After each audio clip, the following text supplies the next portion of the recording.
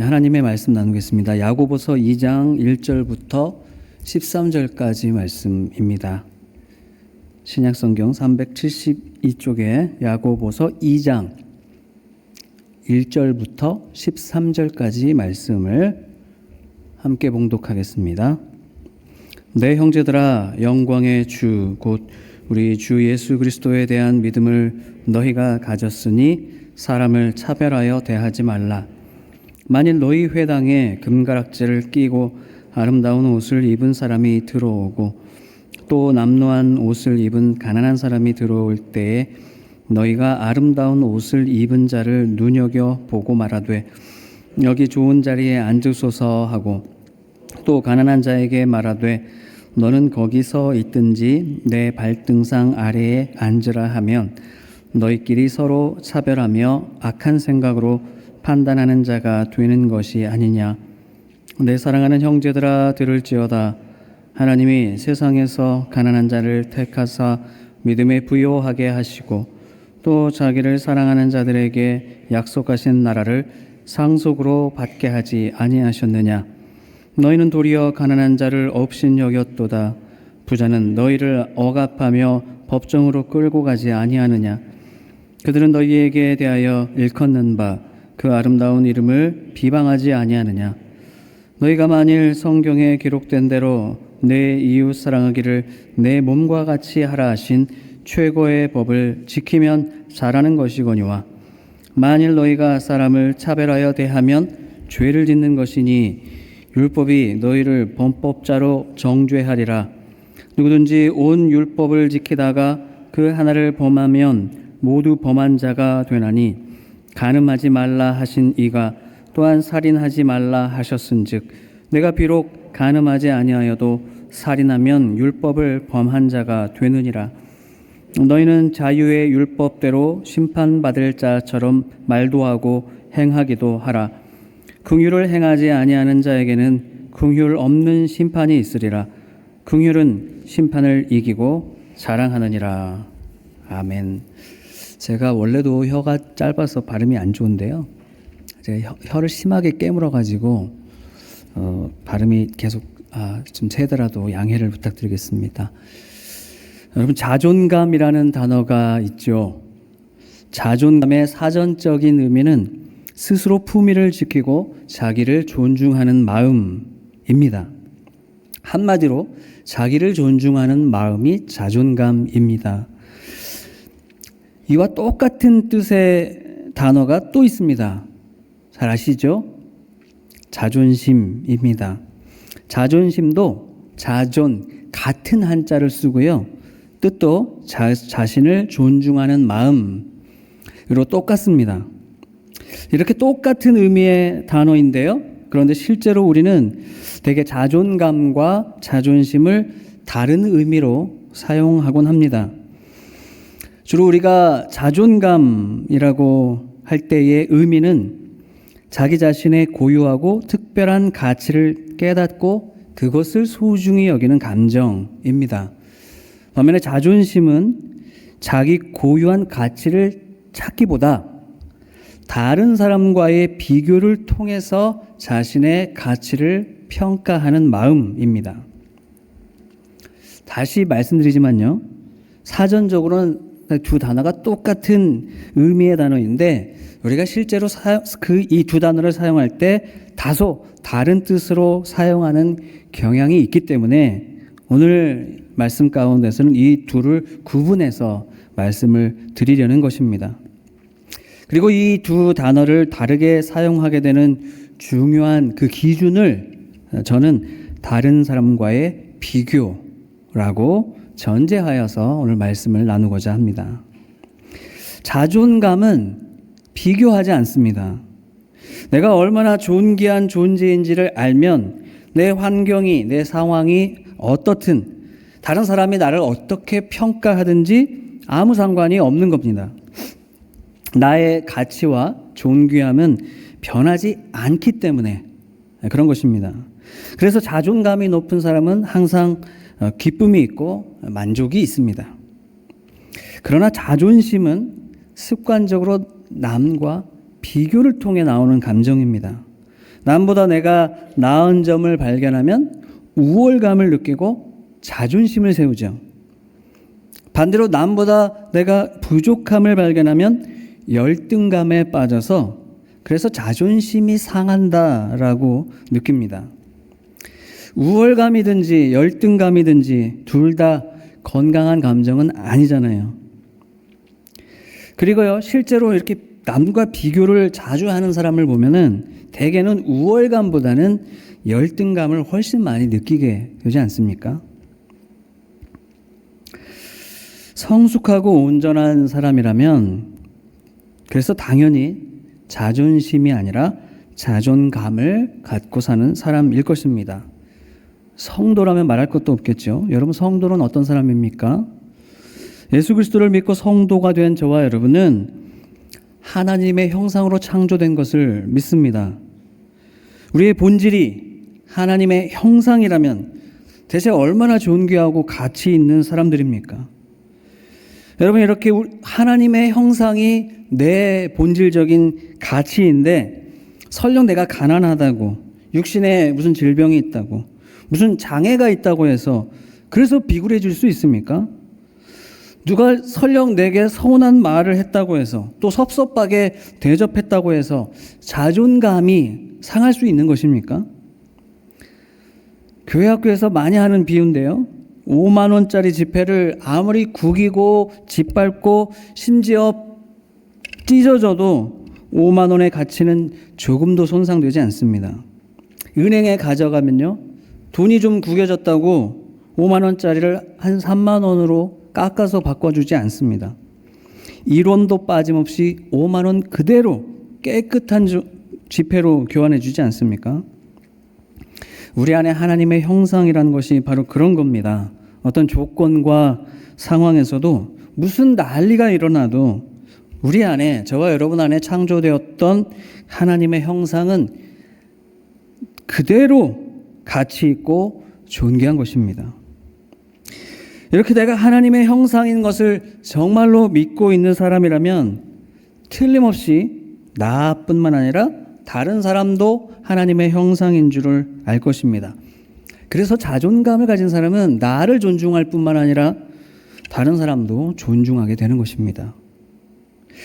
최초의 인간 사회를 이뤘던 아담과 하와는 바로 그 존중함으로 서로 사랑하며 기쁨과 만족을 누렸습니다. 하나님의 형상으로 자존감이 충만하여서 하나님과 이웃과 자연을 사랑했던 낙원 생활을 누렸잖아요. 여러분, 그런데 그 인간이 죄를 지으면서부터 일어난 일이 무엇입니까?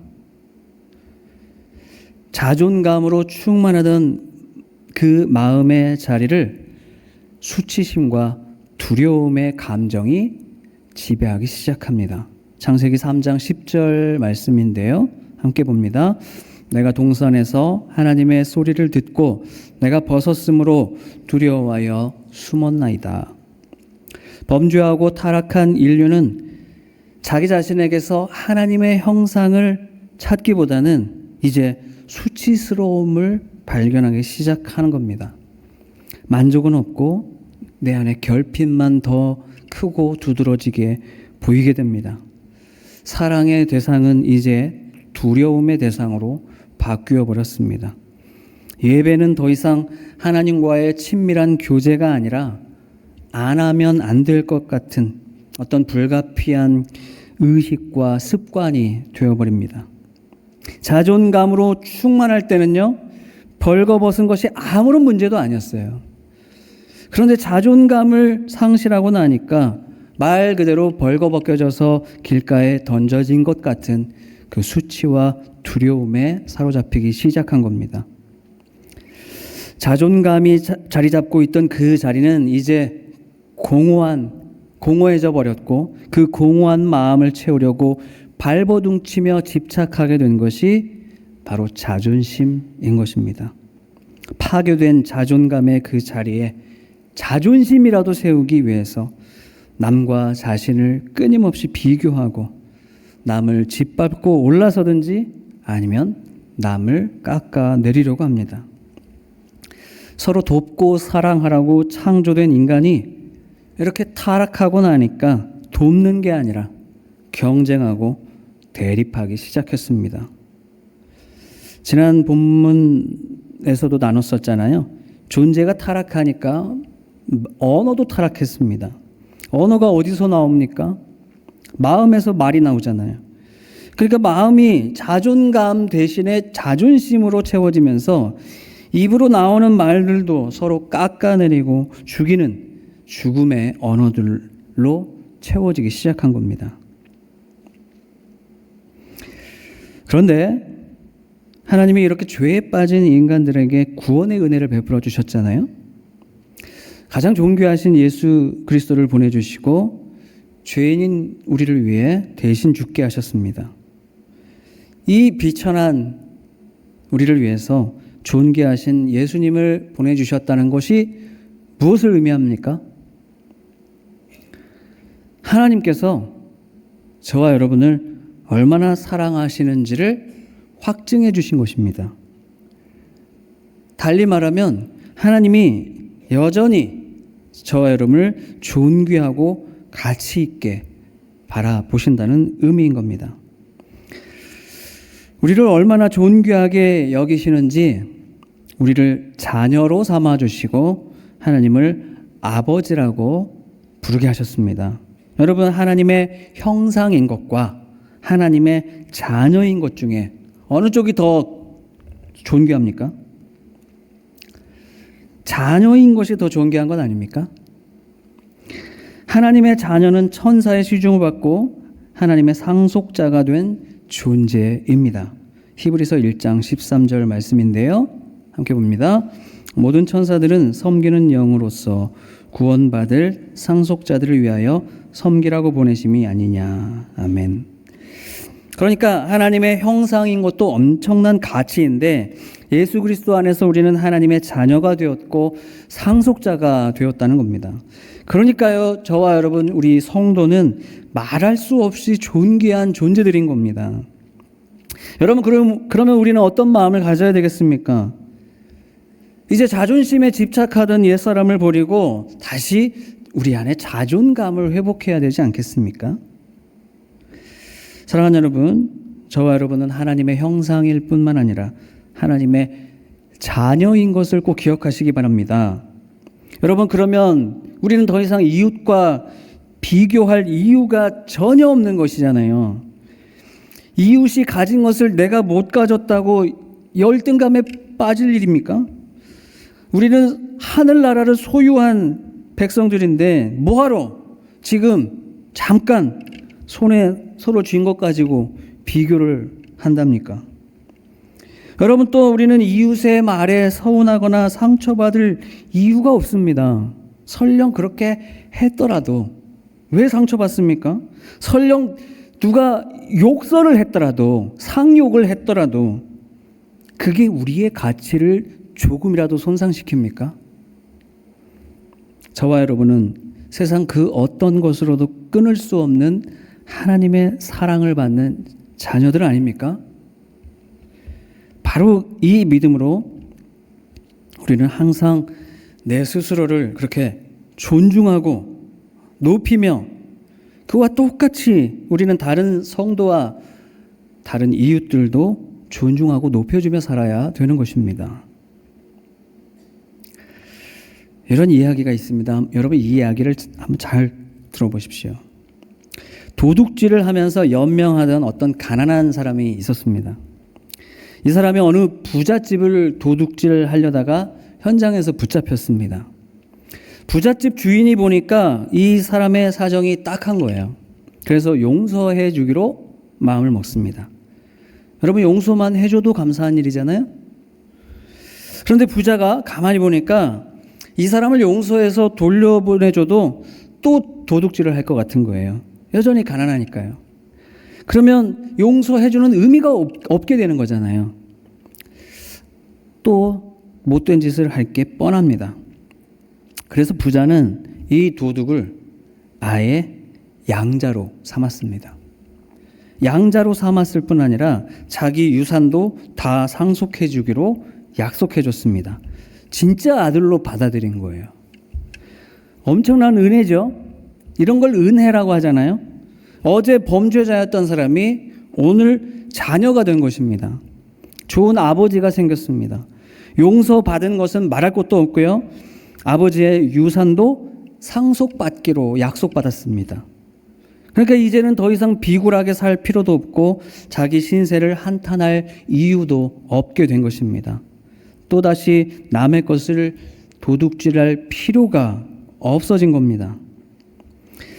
여러분, 이것이 저와 여러분이 받은 구원의 은혜잖아요. 오늘 본문 1절 말씀 한번 다시 보겠습니다. 내 형제들아, 영광의 주 곧 우리 주 예수 그리스도에 대한 믿음을 너희가 가졌으니, 아멘. 영광의 주 곧 우리 주 예수 그리스도에 대한 믿음을 너희가 가졌다라고 말씀하죠. 바로 그 믿음으로 저와 여러분에게 이 놀라운 구원의 은혜가 임했다는 것을 말씀하는 겁니다. 그런데 여러분, 이상한 일이 생겼습니다. 아까 그 도둑이요, 부자에게 용서를 받고 양아들이 되었다고 했지 않습니까? 그런데 그 사람이 도둑질을 다시 시작하는 겁니다. 자기 집에는 재산이 많은데도 밤에 나가서 또 도둑질을 하고, 심지어 재산은 놔두고 그 훔친 것으로 먹고 사는 겁니다. 그래서 자기 아버지의 명성에 먹칠을 했습니다. 왜 부잣집 양아들이 자기 집 재산으로 살지 않고 도둑질을 해서 먹고 살까요? 이상한 일이잖아요. 이 부자는 아들 때문에 자기 이름이 욕먹는 게 문제가 아니라 여기에 더 심각한 문제가 있다는 것을 알았습니다. 그 문제는 이 아들 삼은 자가 자신을 진짜 아버지로 인정하지 않고 있다는 사실입니다. 이 사람은 자신이 용서받았다는 것도 믿지 않았고 부잣집 양아들이 되었다는 것도 믿지 않는 겁니다. 양아버지며 유산이며 이런 것은 다 허상이고 자신은 그저 부모 없는 도둑이고 그러니 도둑질이나 하면서 먹고 살아야 되겠다고 생각하는 겁니다. 그렇지 않겠습니까? 그게 아니고서는 그 사람이 하는 행동이 설명이 안 되는 겁니다. 부자는 그렇게 결론을 내리고 이 사람을 내쫓았습니다. 그리고 도둑질한 그 죗값도 고스란히 다 받도록 했습니다. 여러분, 말도 안 되는 이야기잖아요. 왜 용서의 은혜도 받고 심지어 재산 상속도 약속받고서 왜 도로 도둑질을 합니까? 왜 그 큰 은혜와 사랑을 결국에 반납해버립니까? 엄청난 비극이죠. 그리고 이해할 수 없는 이야기입니다. 그런데 여러분, 오늘 본문 말씀은 이런 말도 안 되는 일이 실제로 벌어지고 있다고 말씀하는 겁니다. 그것도 교회 안에서 이런 일이 일어난다는 겁니다. 이 야고보서 말씀을 받았던 당시 교회 공동체 안에는요, 성도들 간에 여러 분쟁과 다툼이 있었습니다. 그 갈등 중에는 악한 말로써 서로 상처를 주는 문제와 또 오늘 본문에 말씀하는 차별 문제가 있었습니다. 교회 안에서 서로 차별하고 다른 사람을 무시하고 업신여기는 일들이 벌어졌다는 겁니다. 그래서 1절 뒷부분에 차별하여 대하지 말라고 말씀하고 있는 거죠. 여러분 기억하실지 모르겠지만 예전 개역 한글 버전에서는요, 이 부분이 차별하여 대하지 말라, 이 부분이 사람을 외모로 취하지 말라라고 번역했었거든요. 원래 이 부분의 원어가 프로소폴 램프시아라는 헬라어인데 얼굴로 받아들이다, 즉 겉모습만 보고 판단하다라는 뜻입니다. 그러니까 그냥 외적인 조건만 보고 그 사람에 대해 평가를 맞춰버리고 차별 대우한다는 의미입니다. 그래서 오늘 본문 1절 말씀은 영광의 주를 믿는 자들의 신앙과 다른 사람을 차별하는 그 삶의 태도는 서로 양립할 수가 없다고 선언하면서 그러니 차별하지 말라고 말씀하는 겁니다. 야고보가 지적하는 구체적인 내용은요, 교회의 성도들이 부자와 가난한 자들에 대해 전혀 다르게 대우한다라는 겁니다. 2절부터 4절까지 말씀 한번 다시 보겠습니다. 만일 너희 회당에 금가락지를 끼고 아름다운 옷을 입은 사람이 들어오고 또 남루한 옷을 입은 가난한 사람이 들어올 때에 너희가 아름다운 옷을 입은 자를 눈여겨보고 말하되 여기 좋은 자리에 앉으소서 하고 또 가난한 자에게는 말하되 너는 거기 서 있든지 내 발등상 아래에 앉으라 하면 너희끼리 서로 차별하며 악한 생각으로 판단하는 자가 되는 것이 아니냐.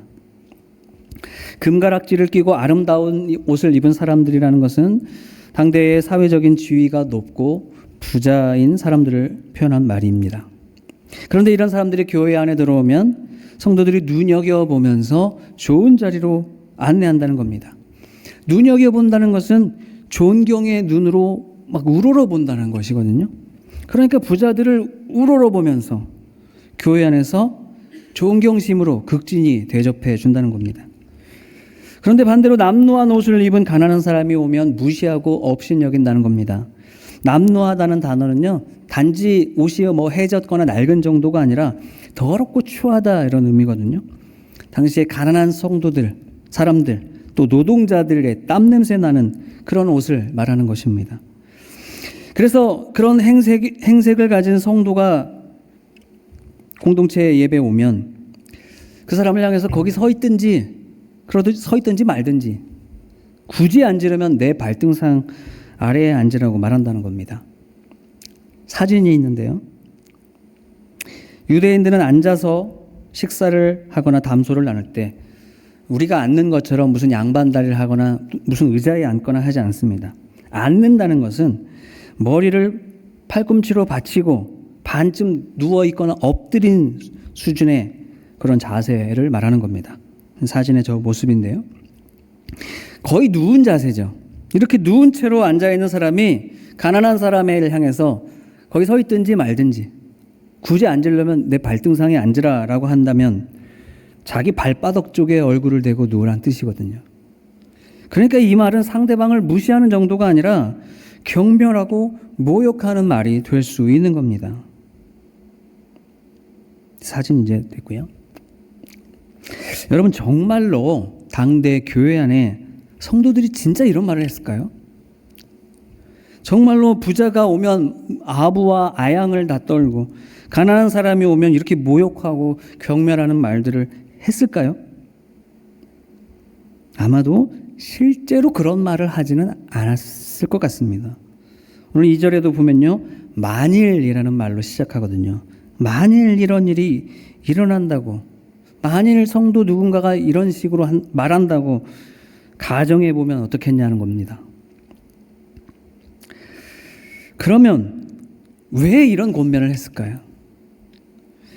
그러니까 설령 대놓고 그런 말을 하지 않았을지는 몰라도요, 평소 태도가, 평소 성도들이 하는 모습이 은근히 이런 식이었다면 대놓고 하는 거랑 똑같이 무섭고 심각한 일이기 때문에 권면하고 있는 겁니다. 야고보가 지적하는 것은 바로 그 부분입니다. 성도들의 평소 태도가 부자와 가난한 자를 그렇게 차별하고 있다는 겁니다. 겉으로는 아닌 척 하면서도, 겉으로는 다 똑같이 평등하게 대하는 척 하면서도 사실은 은근히 누구에게는 아부하고 누구에게는 멸시하는 태도로 신앙생활을 하고 있다는 겁니다. 여러분, 그런데 한번 생각해 보십시오. 교회 성도들이 왜 부자를 우러러보면서 그들을 잘 대접했을까요? 자신들도 부자고 높은 사람들이었으면 그렇게 했겠습니까? 당시 다수의 성도들은 부자가 아닌 겁니다. 뿐만 아니라 성도들은 그 부자라고 일컬어진 사람들에게 도리어 착취를 당하는 입장이었습니다. 사회적으로도 착취를 당하고 또 신앙적으로도 핍박을 받았습니다. 오늘 본문 6절 하반절과 7절이 그것을 말씀하는데요. 함께 보겠습니다. 부자는 너희를 억압하며 법정으로 끌고 가지 않느냐. 그들은 너희에게 대하여 일컫는 바 그 아름다운 이름을 비방하지 아니하느냐. 교회 성도들이 그렇게 우러러보는, 존경스럽게 바라보는 그 부자와 권세자들은 오히려 성도들을 착취하고 신앙을 억압하며 교회를 비방하는 사람들이라는 말씀입니다. 당시 다수의 성도들은 바로 그 기득권자들이 아니라 오히려 사회 약자 쪽에 더 가까웠습니다. 굳이 미워해야 된다면 부자들을 미워하는 게 더 어울렸습니다. 그런데 왜 부자들에게는 아부하고 가난한 자들에게는 경멸한 태도를 가졌냐는 겁니다. 여러분, 교회 안에서 부자들이 가난한 사람들을 차별하는 게 아니라 가난한 사람들이 더 가난한 자들을 차별했다는 겁니다. 어떻게 이런 일이 있을 수 있을까요? 이웃사랑이 최고의 율법이라고 믿는 성도가 어떻게 이렇게 이웃을 차별하고 또 경멸하는 짓을 할 수 있을까요? 자기도 가난하면서 어떻게 더 가난한 이웃을 그렇게 업신여길 수가 있을까요? 그것도 교회 안에서요. 그 이유가 바로 자존심 대결 때문입니다. 예수님을 믿고 성도가 된 것 같지만 자존감이 아니라 여전히 자존심으로 살아가고 있는 겁니다. 남과 나를 비교해서 많이 가진 사람 앞에서는 한없이 비굴하고 열등해집니다. 그래서 아부라도 떨어서 뭔가 좀 이득이라도 보려고 합니다. 그러니까 욕심 때문에 자존심도 내팽개칠 수 있는 겁니다. 그러면서 또 나보다 힘없고 연약한 사람을 보면은 그 앞에서는 또 한없이 우쭐해집니다. 상대방을 더 깎아내리고 그 앞에서 내가 좀 그래도 나은 사람인 것처럼 자존심을 축혀 세우려고 합니다. 여러분, 자존심으로 사는 사람이 어떻게 다른 사람을 사랑할 수 있겠습니까?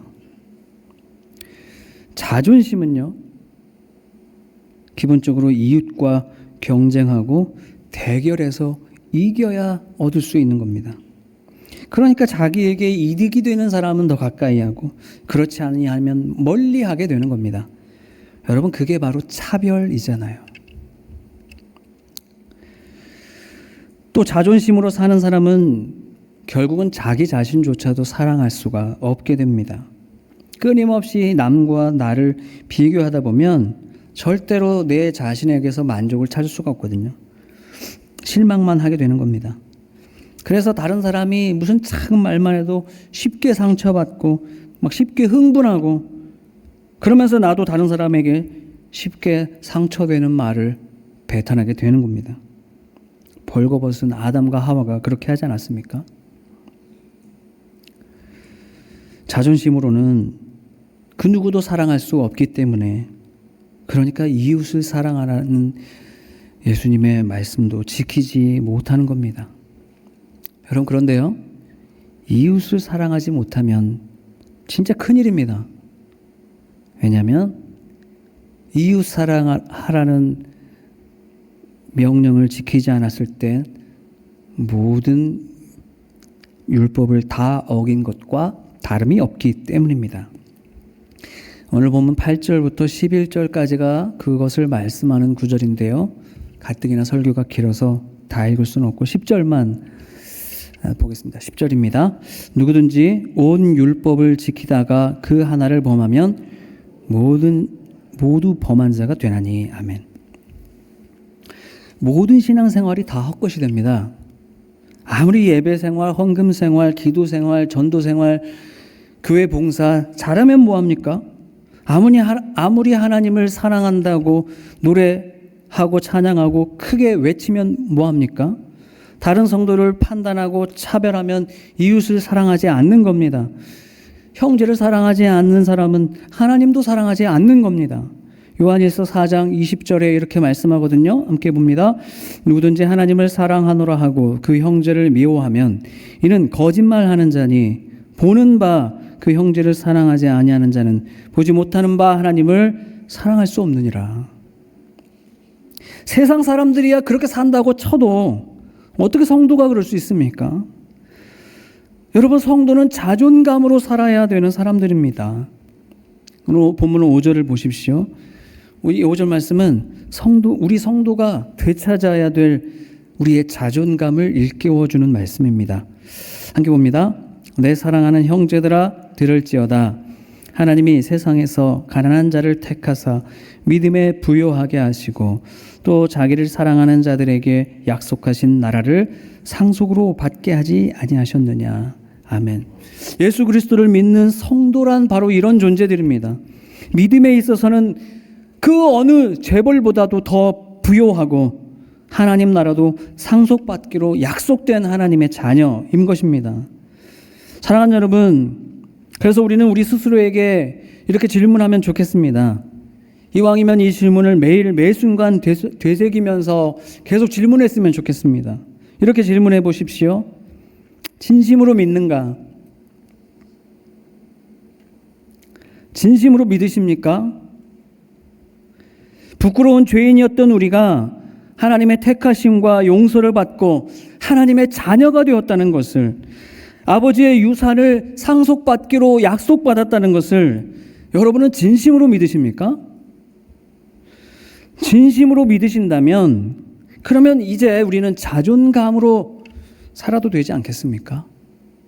나 자신도 존중하고 똑같이 다른 사람도 존중하며 살면 좋지 않습니까?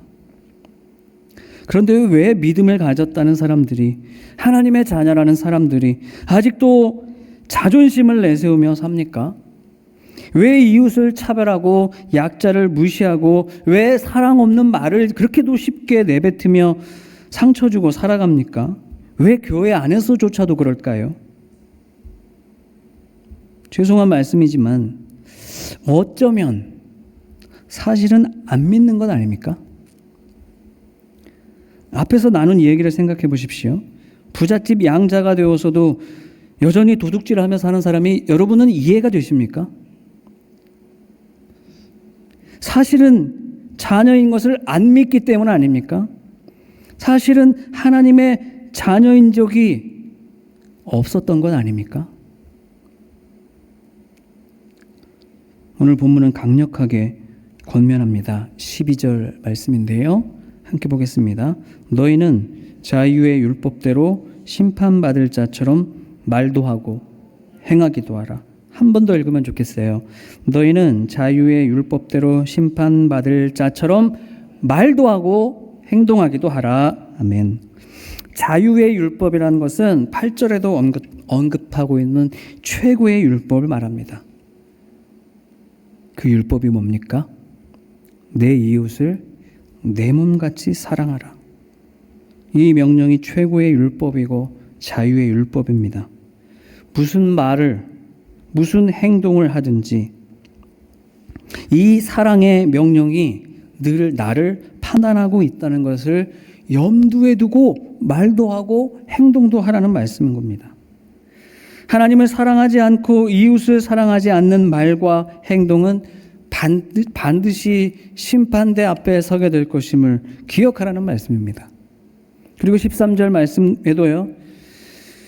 사랑하지 않는 자는 사랑하지 않았으니까 사랑 없는 심판을 받게 될 것이고 사랑하는 자는 그 사랑으로 심판을 이기고 자랑하게 될 것이라고 말씀합니다. 사랑하는 여러분, 우리의 믿음은 진심입니까? 진심으로 믿으신다면 그 믿음에 합당하게 말도 하고 행동도 하시는 저와 여러분 되시기 바랍니다. 진심으로 믿는다면 이 사랑의 율법 앞에서 곧 내가 그 율법으로 판단받을 자처럼 모든 말과 행동에 그렇게 이웃과 다른 성도를 대하는 저와 여러분이 되시기를 바랍니다. 진심으로 믿으신다면 자존감을 가지십시오. 여러분은 하나님의 자녀이며 상속자입니다. 그 존귀한 마음으로 날마다 기쁨과 만족을 누리시고 그래서 우리 모든 이웃과 교회 안의 성도 또 다른 모든 사람을 용서하고 또다시 사랑하시는 그런 온전하고 성숙한 신앙인이 되시기를 간절히 바랍니다.